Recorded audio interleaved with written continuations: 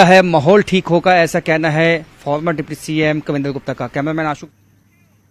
जम्मू कश्मीर कांग्रेस के मुख्य प्रवक्ता नरेंद्र शर्मा ने बीजेपी पर कटाक्ष किया है। उन्होंने कहा कि बीजेपी ने अनुच्छेद 370 निरस्त करने के बाद स्थिति सामान्य होने का दावा किया था, लेकिन आतंकी नागरिकों को निशाना बना रहे हैं। यहां खुलासा आरटीआई में हुआ है। उन्होंने इन हत्याओं के लिए भाजपा को जिम्मेदार ठहराया है।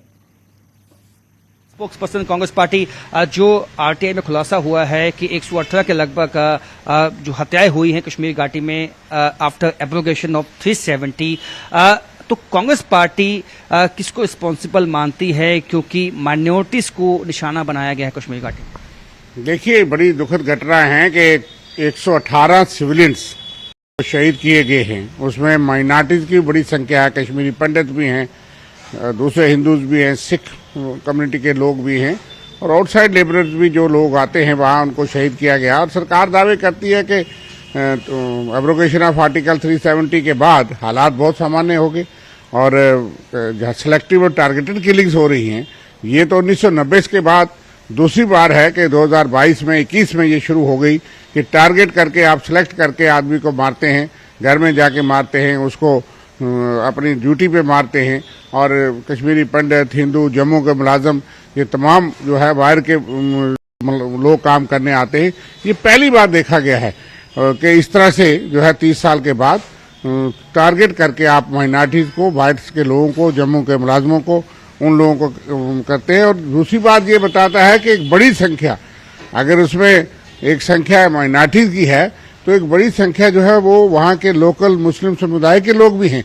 एक ये प्रोपेगेंडा के फिरका प्रस्ती का जो प्रोपेगेंडा किया जाता है वो भी गलत है कि जो देशभक्त वहाँ पे कश्मीरी मुस्लिम है, जो देशभक्त जब आतंकवादियों के खिलाफ, पाकिस्तान के डिजाइन के खिलाफ बड़ी संख्या में मुस्लिम आबादी के लोग भी वो जो है वो शहीद किए जाते हैं। सिलेक्टिव टारगेटेड किलिंग की जाती है। आपका रिएक्शन दो जो इल्जाम हैं बीजेपी के, उनका कहना है एक तो जो रिस्पॉन्सिबल जो स्टेटमेंट आए वोटर लिस्ट को लेकर, जो उनकी संख्या को लेकर जो बयान आए, एक वो वजूहत है, और जो कश्मीरी पंडितों को वापस बसाने की हमारी जो कोशिश है उसके बाद एक फ्रस्ट्रेशन है। देखिए, वोटर लिस्ट की विवाद तो चीफ इलेक्टोरल ऑफिसर गवर्नमेंट की तरफ से शुरू हुआ कि 25 लाख वोटर बने, वो तो 2 महीने पहले की बात है।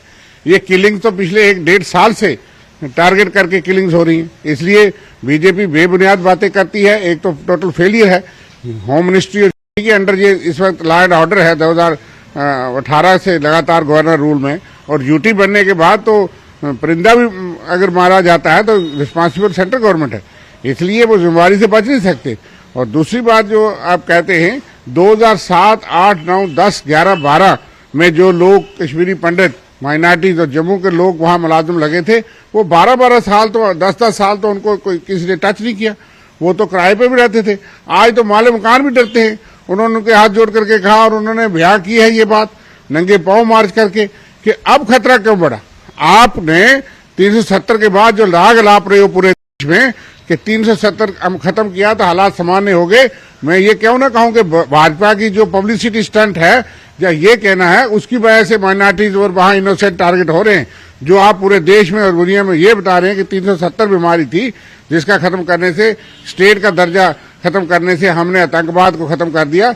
मैं कहता हूं इसके रिएक्शन में वहां जो लोग हैं, आपने उन लोगों को और के बाहर के लोगों को बचाएंगे, जो मजदूर और जो लोग वहां हैं उनको टारगेट करवा रहे हैं। ये सरकार की और बीजेपी की नीतियों की वजह से वो टारगेट।